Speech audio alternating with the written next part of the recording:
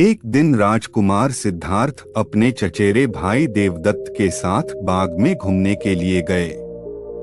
जहां सिद्धार्थ कोमल हृदय का बालक था, वहीं देवदत्त झगड़ालू व कठोर स्वभाव का था।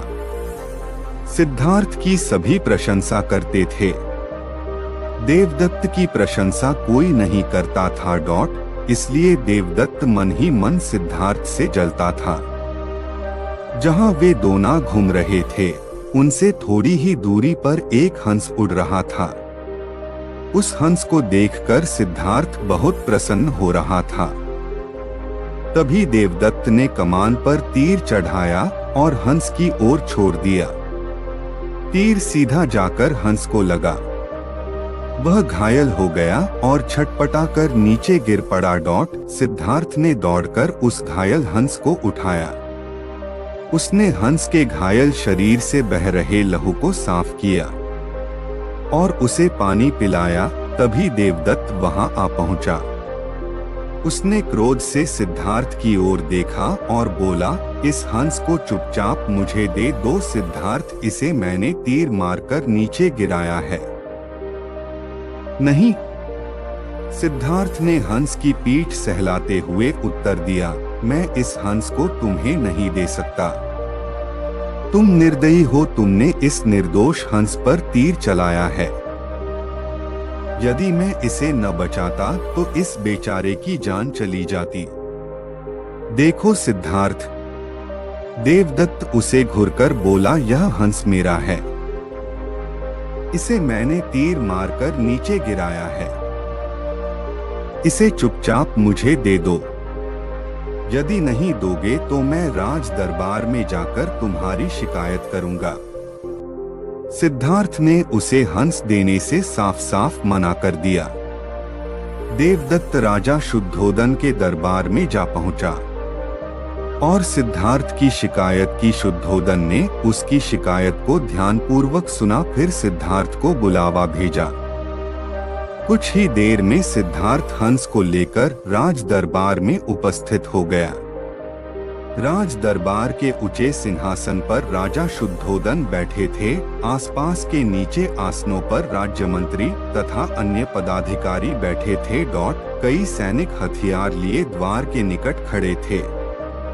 शुद्धोदन के संकेत करने पर देवदत्त सिर झुकाकर बोला, महाराज, जो हंस इस समय सिद्धार्थ के पास हैं, वह मेरा है। इसे मैंने तीर मारकर पृथ्वी पर गिराया था। सिद्धार्थ ने इसे उठाकर इस पर अपना अधिकार कर लिया है। यह हंस मेरा है, कृपया इसे मुझे दिलाया जाए। राजा शुद्धोदन ने सिद्धार्थ की ओर देखा और बोलने की ओर संकेत दिया। सिद्धार्थ ने सिर झुकाकर शांत स्वर में कहा, महाराज, यह हंस निर्दोष है। यह बिना किसी को कोई कष्ट दिए उड़ा जा रहा था। देवदत्त ने इसे तीर मारकर घायल कर दिया। मैंने इसका उपचार किया है, इसके प्राण बचाए हैं। मैं समझता हूँ कि प्राण लेने वाले से अधिक प्राण बचाने वाले का अधिकार होता है। मैं आपसे प्रार्थना करता हूँ कि यह हंस मेरे पास ही रहने दिया जाए। मैं इसे बिल्कुल स्वस्थ करके आकाश में उड़ा देना चाहता हूँ।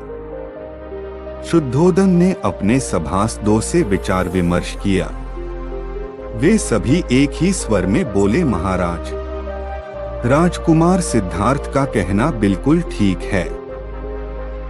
जीवन लेने वाले से बचाने वाले का अधिक अधिकार होता है।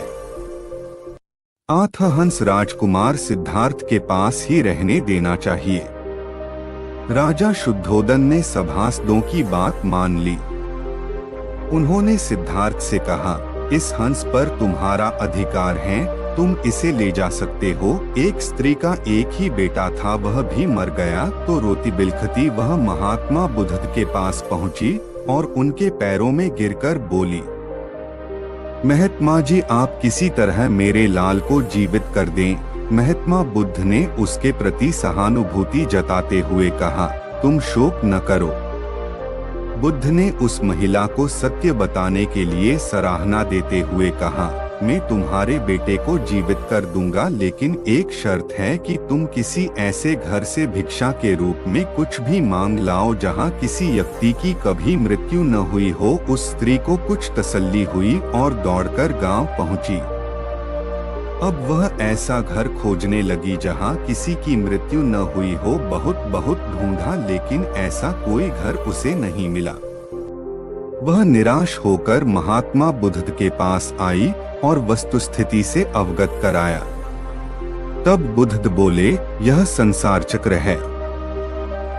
यहाँ जो आता है उसे एक दिन अवश्य ही जाना पड़ता है।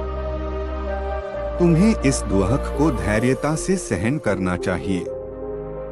तब महिला हो को बुद्ध के वचन समझ आए और उस महिला ने फिर बुद्ध से संन्यास लिया और मोक्ष की राह पर चलने लगी।